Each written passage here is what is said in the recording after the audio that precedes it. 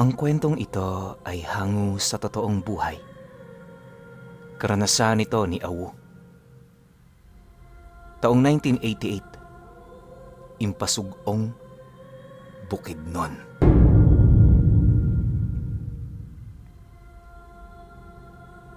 Edad 14 anyos, noong naging disipulo itong si Awu ng isang albularyo sa Siquijor.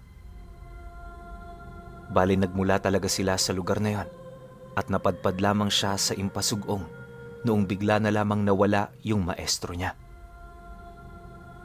Sa totoo lang pinuno, kahit itong si Awu, walang kaide-ideya sa mga dahilan ng maestro niya kung bakit yon nawala. Ayon sa kanya, wala naman yung nakakalaban noon sa lugar ng Siquijor dahil sa lalim ng karunungan nito. Ang maestro niyang tinatawag na tandang ukong sa lugar nila noon, sinasabing matagal ng panahong nabubuhay sa mundo. Sa lugar nila sa Siquijor, halos lahat ng mga matatanda roon, hindi kilala ang mga magulang nito. Ni hindi nga nila mahulaan ang edad ni Tandang Ukong, gawa ng kung titingnan, parang 90 anyos lang ito. Pero ayon sa matanda, hindi yon ang kanyang totoong edad. Sa abot ng kanyang pagkakatanda, humigit kumulang 150 na ang kanyang edad. Subalit kahit ganon ang sinasabi nito, hindi yon pinaniniwalaan ng iilan. Sa utak kasi ng mga may matinong pag-iisip, napakalabong makaabot ng tao sa ganoong edad. Gayunpaman sa kabila ng mga pagdududa, hindi na yon pinapansin ng maestro niya. Basta ayon dito, pawang katotohanan lamang ang kanyang sinasabi. Paulit-ulit ding ipinapaalala ni Tandang Ukong sa kanya, kusa siya nitong lilisanin sa panahong handa na siya. Lagi ring inilalahad ng matanda na sa oras ng kanyang kamatayan, wala siyang maiiwang bangkay. Ang kanyang katawang lupa at kaluluwa, ililipat sa mundo ng mga engkanto kung saan siya magpapatuloy sa kanyang nakagawiang buhay.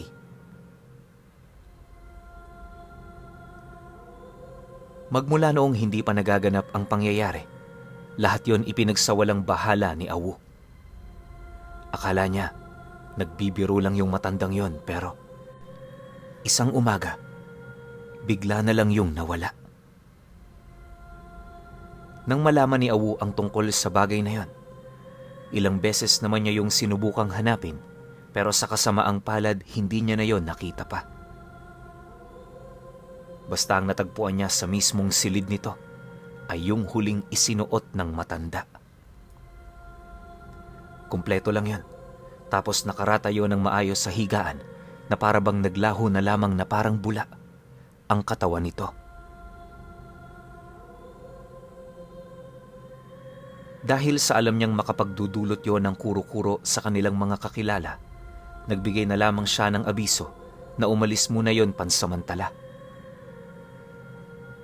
Alam naman ni Awu na hindi magtatagal ang kanyang pagtatakip, kaya hanggat maaga pa, nag-isip na siya ng paraan kung papaano siya makakatakas sa isla ng Siquijor.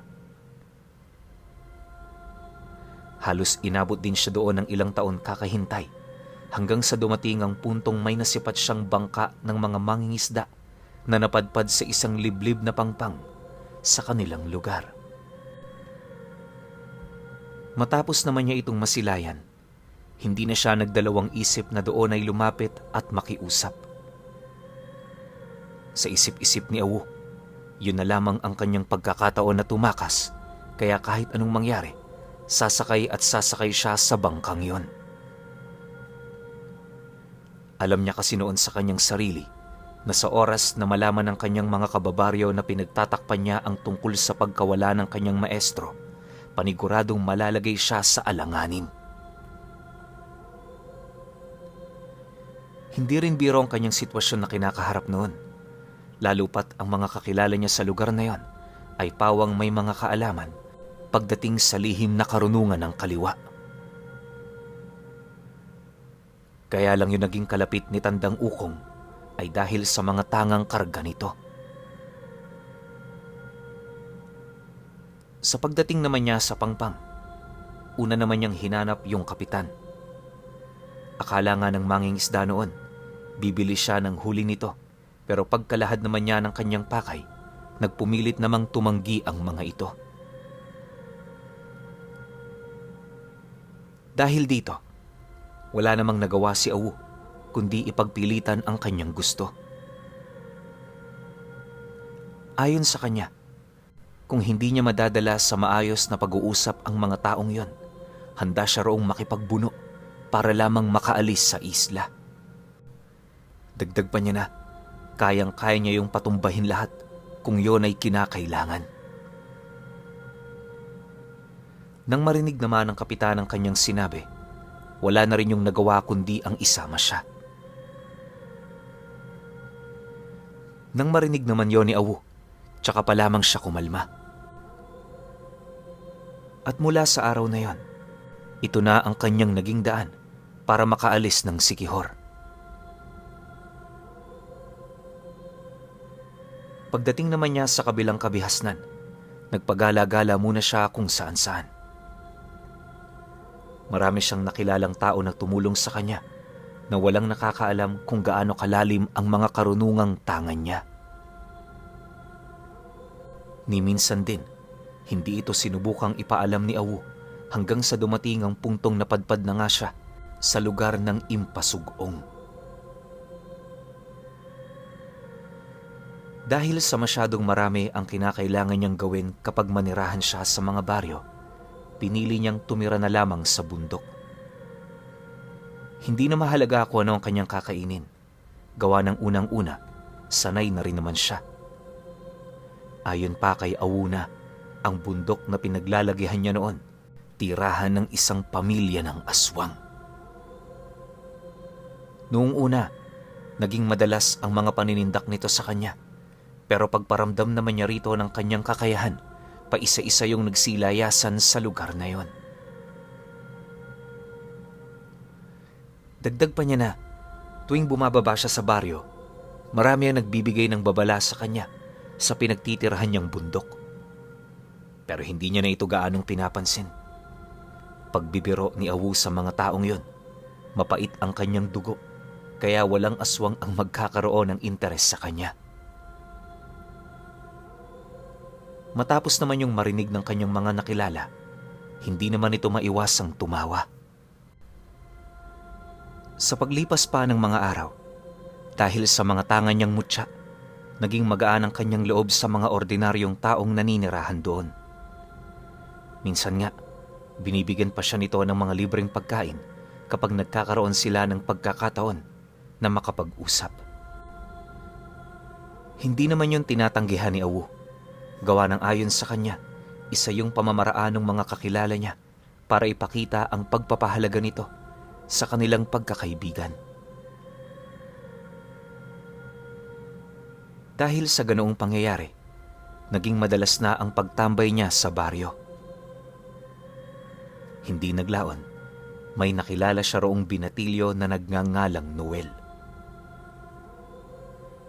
Itong si Noel, 25 anyos pa lamang noong mga panahong yon. Kaya nagkaroon ng interes doon si Awu ay dahil sa nakitaan niya yon ng potensyal na maging isang antingero. Nakita niya rin doon ang kanyang sarili noong nagsisimula pa lamang siya, kaya nagdesisyon siyang bigyan yon ng pagkakataon. Kahit papaano kasi, aminado rin naman siyang kailangan niya ng karamay at isang matalik na kaibigan. Sa loob ng ilang buwan nilang pag-uusap, nakilala na niya ang ugali nito. Isa yung palabiro at matapat na tao, kaya na may nagdesisyon siyang dalhin yon sa kanyang pamamahay. Hindi naman noon tumutol itong si Noel, pero bago sila noon umalis sa baryo, muli siya nitong pinaalalahanan ukol sa pamilyang naninirahan sa lugar kung saan sila pupunta. Nang marinig naman niya ang sinabi nito, tumawa lang naman siya habang sumasagot dito ng, "Naku Noel, Maraming lugar na akong napuntahan. Hindi man sa niyayabangan kita pero ang mga nauna kong tirahan, di hamak na mas mapanganib pa kumpara sa bundok na sinasabi mo. Huwag kang mag-alala. Matagal ko nang pinalayas ang pamilyang yon. Hayaan mo. Mamaya ipapakita ko sa'yo ang dati nilang pugad. Bilisan na natin at nang hindi tayo maabutan ng gabi pagka-uwi mo. Matapos naman yung marinig ng binatilyo, halos hindi naman yun makasagot dahil sa kanyang sinabi. Kalahating oras pa ang lumipas, narating na nga nila ang isang maliit na barong-barong na kanyang pinagtitirahan. Bagaman mahirap doon ang kanyang sitwasyon, aminado naman itong si Awu na sanay na siya doon sa araw-araw. Pagpasok naman nila sa loob, simple lang naman doon ang bumungad sa kaibigan niya. Yung dalawa niyang bangko sa sala, higaan niyang gawa sa pinagtagpi-tagping kawayan, tapos isang unan na sarili niyang gawa. Hinulmang luwad lang din ang kanyang ginagamit sa pagluluto, na siya namang labis na ikinagulat nung kaibigan niya. Sa baryo kasi noon, purong gawa na sa bakal yung pinaglulutuan nila. Makalipas pa ang ilang minutong pagpapahinga, niyaya niya itong tumungo sa sinasabi niyang pugad ng dating pamilyang naninirahan doon. Nasisiguro niya kasing buo pa ang lugar na yon, kaya upang hindi maghinala ang kaibigan niya, ipinakita niya ito. Sa isang madilim na liblib na lugar sa likod ng bundok, bumungad kay Noel ang dalawang maliit na bahay na halos ilang buwan nang abandonado. Sa loob nito, nadatnan pa nila ang mga gamit na ayon kay Awu na iwang gamit ng mga aswang. Noong una, hindi pa doon naniniwala ang kaibigan niya. Pero kalaunay nagawa na rin niya yung makumbinsi nang makahanap sila sa loob ng bahay na yon ng mga lumang litrato.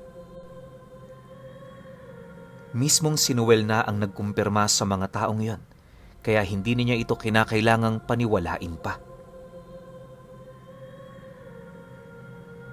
Matapos naman niya itong gawin, agad naman silang bumalik sa kanyang pamamahay. Usapan saglit, biroan, tapos bahagi ng kanilang mga kakarampot na nakaraan.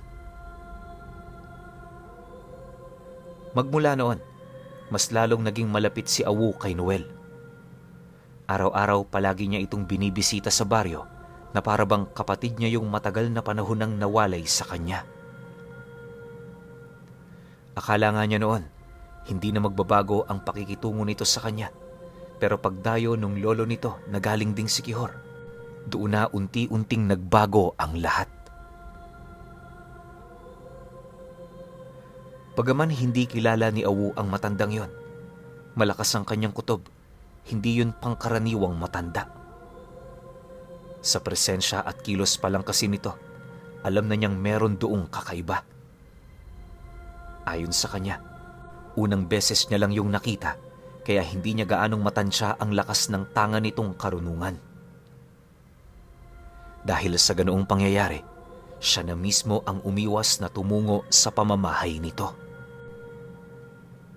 Sa mga unang araw, nakakabisita pa naman yung kaibigan niya. Pero 2 linggo lang noon ang dumaan, bigla na lamang itong hindi na nagparamdam. Dala naman ang kanyang pag-aalala. Ipinagtanong na rin niya yon sa mga kaibigan nito, pero sa kasamaang palad, wala rin siya doong nakuhang impormasyon. Dahil sa mga nangyari, doon na nagsimula ang haka-haka ni Awu ukol sa ginawa doon ng lolo nito. Nang mapagtanto naman niyang meron yung posibilidad, nagsimula na siyang magmasid sa baryo. Minsan, inaabot siya doon ng hating gabi, pero kadalasan hanggang 9:00 lang. Wala man siyang napapala sa kanyang ginagawa, pilit niya pa rin yung pinagtsatsagaan alang-alang sa kanilang pagsasama. Sa loob ng isang buwang pagmamasid, napansin naman niyang hindi umalis sa lugar nila itong si Noel. Tuwing hapon, nakikita niya yung lumalabas ng bahay nito kasama ang matanda. Hindi niya mawari kung ano ang ginagawa ng taong yon, pero ilang minuto lang itong tumatagal sa labas. Matapos nun, papasok na ulit yun sa loob. Tapos sa mga susunod na araw naman niya ito makikita.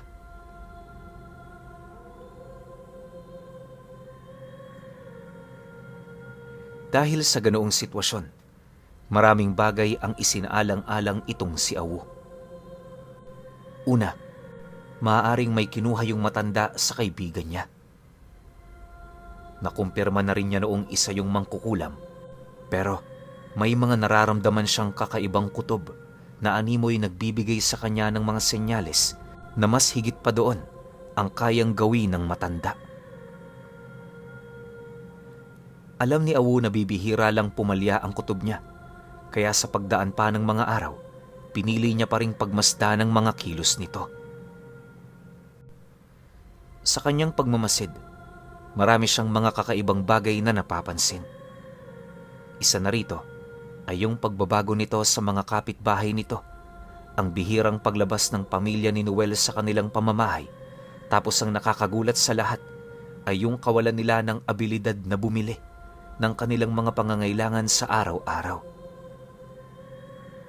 Isipin nyo, 8 silang naninirahan sa bahay na yon, pero ni minsan hindi yun nakita ni Awu na bumili ng kahit kanin man lang sa mga tindahan.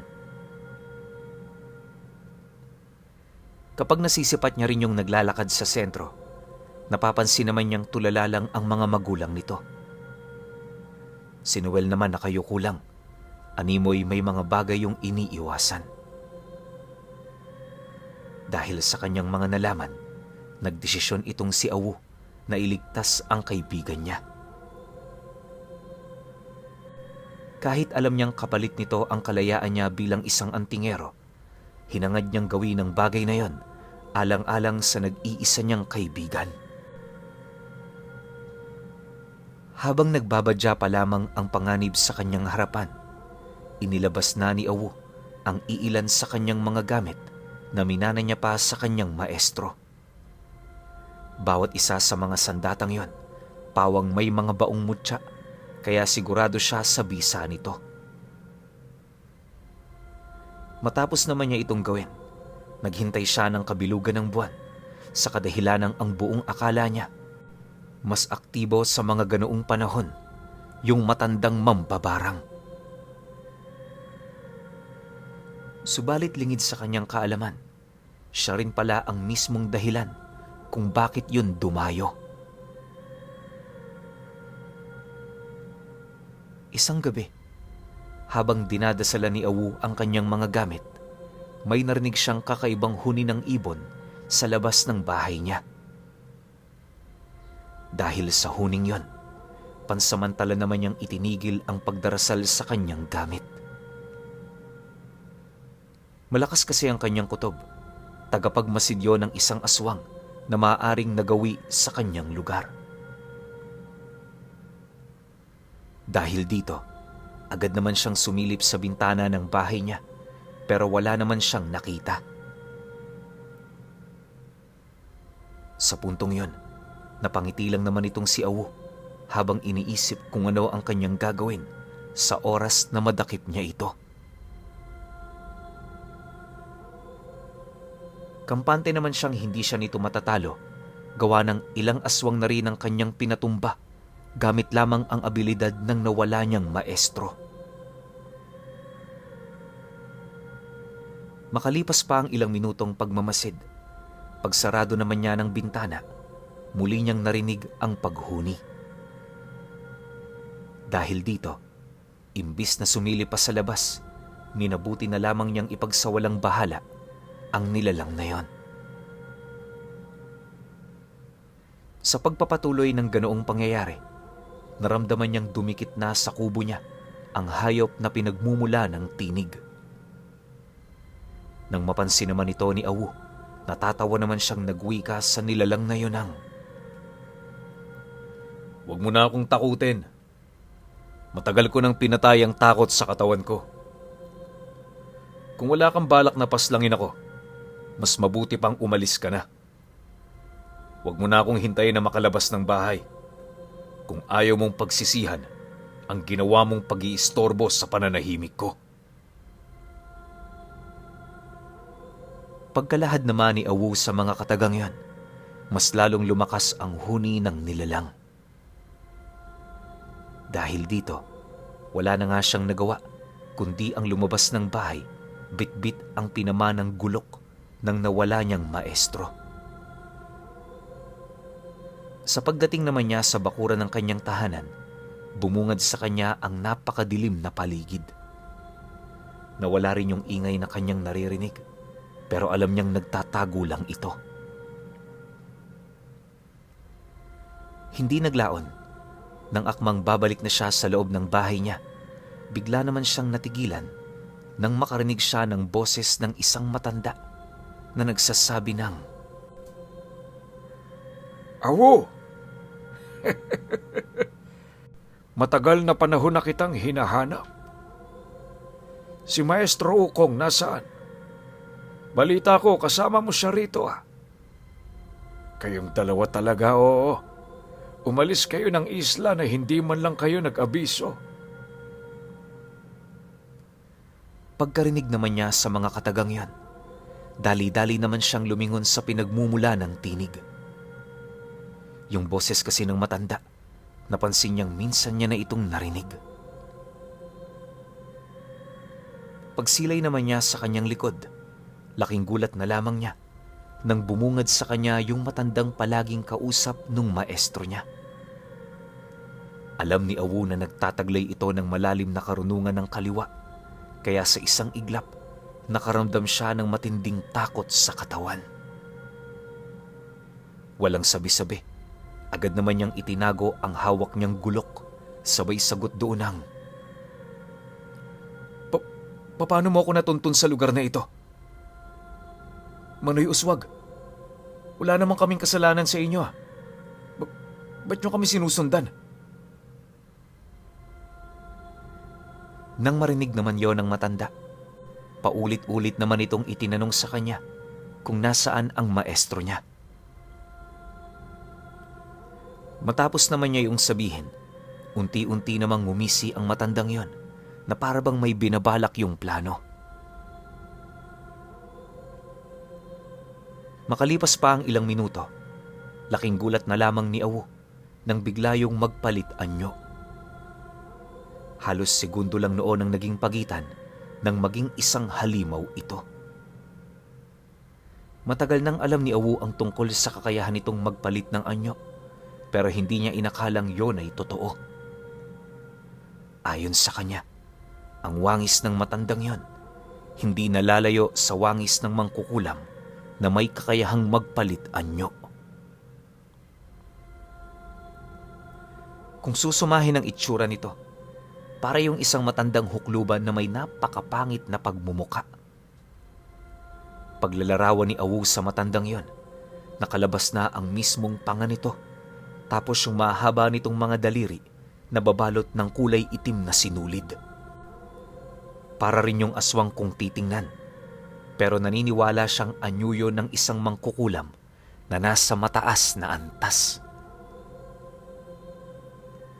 Aminado rin siyang unang beses niya lang yung nakita, kaya hindi niya mawari kung ano ang mga abilidad nito.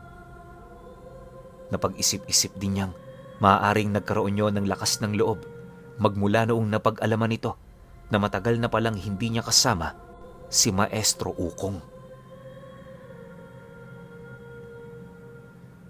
Matapos naman niyang masaksihan ang nilalang na yan, agad naman niyang nasipat ang buong puwersa nitong pagsugod sa kanya. Dahil dito, hindi naman niya yun maaaring talikuran, kaya kahit labag sa kanyang loob, pinili niya roong makipaglaban. Sa kanilang pagbubuno, ramdam ni Awu ang lakas ng nilalang na yon hanggang sa dumating ang puntong napapaatras na siya buhat sa pag-atake nito. Akala nga niya noon mamamatay na siya, pero pag-unday ng saksak ng matanda sa kanyang bewang, may naramdaman yung kakaiba mula sa dugong dumadaloy sa katawan niya. Dahil sa pangyayari, bahagya naman yung napaatras habang takang-takang nagtatanong sa kanya ng, Ano itong nasa dugo mo? Meron ka bang inihalo rito? Nang marinig naman ni Awu ang sinabi ng matanda, pinili naman niyang manahimik, gawa ng kung iisipin, wala naman siyang ginawa sa katawan niya.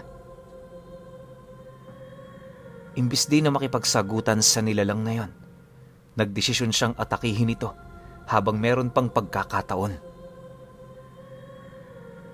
Sa loob ng ilang minutong pakikipagbuno niya, ramdam naman niya ang tindi ng kabal nito sa katawan. Sa kahit na anong aspeto, inaasahan na niyang hindi niya yun matatalo, pero nang maalala niya ang medalyong ibinigay ng kanyang nawalang maestro, doon na nagbago ang lahat. Magmula kasi noong isinuot niya ito, lahat ng kanyang pag-atake tumatagos na sa katawan ng nilalang. Naalarma na rin yun sa kanyang ginagawa dahil alam nitong malalagay sa panganib ang kanyang buhay sa oras na hindi niya mapigilan ang ginawa ni Awu. Nga pala, Pinuno, pasensya na kayo kung hindi ko maaaring banggitin ang pangalan ng medalyong yon. Madali kasi itong mabasag at maiwanan ng gabay kapag nasambit yon ng mga taong hindi naman nagtatangan ng ganoong uring karga. Pero huwag kayong mag-alala, bibigyan ko kayo ng detalye ukol dito. Ang medalyong yon, may nakaukit na simbolo ng lapyeta sa harapan nito. Sa pagpapatuloy naman ng pangyayari, napansin naman ng matanda na halos magkapantay na sila ng lakas. Dahil dito, napansin naman niyang seryoso na ang matandang yon, kaya na may pinili niyang magdoble ingat. Bukod kasi sa alam niya ang kalibre nito, marami na rin siyang nalaman ukol dito. Naniniwala si Awu na hindi yon malinis makipaglaban, kaya sa lahat ng pagkakataon pinili niyang magdoble ingat.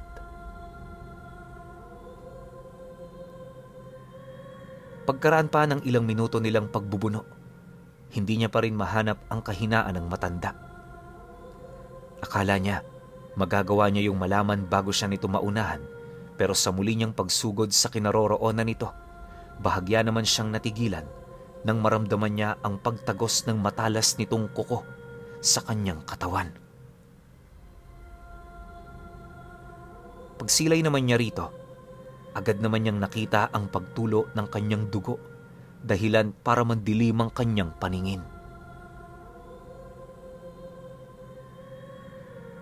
Matapos naman yung masilaya ni Awu, dahan-dahan naman siyang napaatras dahil sa nararamdaman niyang kirot sa kanyang tiyan. Mabilis dinoong nang hina ang katawan niya na siyang naging sanhi upang mawala siya pansamantala sa kanyang sarili.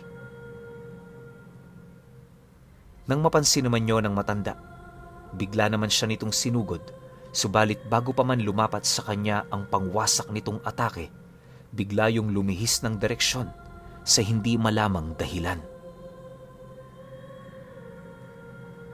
Pagsilay naman ito sa kanya, isinigaw nito ang pangalan ng maestro niya, sabay takbo papalayo. Akala nung nilalang, magagawa niya roong tumakas, pero hindi pa man siya nakakatagos sa bakuran ng bahay ni Awu. Nilamo na ng isang nagngangalit na apoy ang kanyang buong katawan. Kasabay ng tagpong yon ay ang mabilis din itong paghandusay sa damuhan hanggang sa tuluyan na yung mawala ng buhay. Matapos naman niyang masaksihan ang mga nangyari, halos hindi naman niya mawari kung ano ang naging sanhi nito. Gayunpaman, dala na rin ng matinding pinsalang natamo noon ni Awu, pinili niyang ipagsawalang bahala na lamang ang kanyang nasaksihan. Inisip na lamang niya noon maaaring proteksyon yung binigay ng kanyang maestro na matagal na panahon na niyang hindi nakikita. Sa paglipas pa ng mga araw, patuloy pa rin siyang nagpapagaling sa pamamahay niya. Gustuhin man niya noong bisitahin ang kaibigan niyang si Noel, pero wala pa siyang sapat na lakas para gawing ito. Isang linggo pa ang lumipas, nang medyo nakakapaglakad na siya ng malayo, nagpasya na siyang pumanhik sa baryo. Akala niya madadatnan niya yung malusog, pero pagdating niya sa lugar na yon, unang sumambulat sa kanya ay yung bahay nitong natupok ng apoy. Base sa mga taga roon, nilamon ng isang malaking sunog ang bahay na yon. Pagtatapat pa ng mga ito, wala ni isang nakaligtas sa insidente. Nang marinig naman ni Awu ang tungkol doon, iniwasan na rin niyang magtagal sa baryo. Magmula noong nalaman niya ito, halos naging mailap na siya sa mga tao. Akala niya habang buhay na lang siyang magiging ganon, pero sa paglipas pa ng mga taon, muling humilom ang malalim na sugat sa kanyang puso. Dahil dito, nagdesisyon siyang humanap ng panibagong katuwang sa buhay. Hindi naman yun naging mahirap para sa kanya dahil na rin sa tulong ng kanyang mga mutya. Sa pagdating ng puntong nagkaroon na ng sariling pamilya itong si Awu, natahimik na rin ang kanyang buhay. Ngayong pangkasalukuyan, kahit matagal na siyang patay, patuloy pa ring naging palaisipan ang iniwan niyang kwento sa kanyang mga anak na may kinalaman sa misteryosong pagkatao ni Maestro Ukong.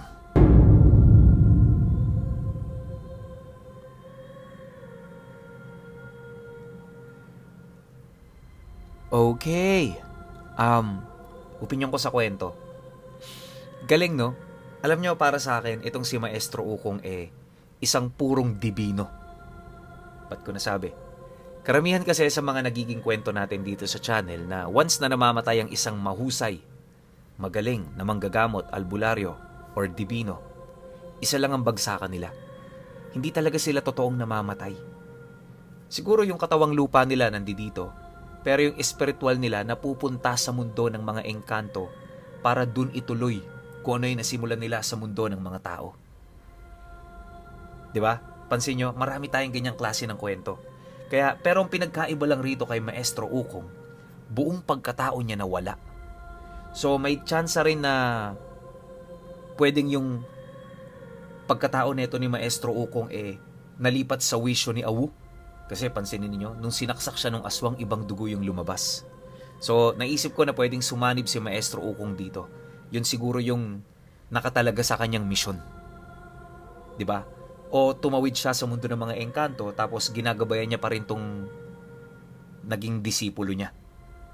Yun lang yung mga naiisip kong pwedeng nangyari sa kwento kasi walang makapagpaliwanag kung bakit biglang nawala yung maestro niya. Tsaka wala rin makapagpaliwanag kung bakit iba yung kulay ng dugo ni Awu. Diba? Hindi naman pwedeng dahil sa medalyon yun. Kasi gaya nga na nang sabi sa kwento, may ilang tao ang pwedeng magtanga ng medalyon na yun. Diba? So, hindi siya sobrang rare. Siguro kung maging rare man, mga 100 siguro sa milyong-milyong populasyon ng mga Pilipino, ganun siya ka-rare. Pero marami pa rin. Iba pa rin yung nag-iisa lang, diba? Yun lang yung nakita ko sa buong kwento na to. Pero syempre, kanya-kanya tayo ng pananaw, kanya-kanya tayo ng pag-iintindi. Kaya, kung may opinion kayo sa kwentong ito, comment nyo lang sa baba. Yun lang. Hanggang sa susunod na kwento. Salamat.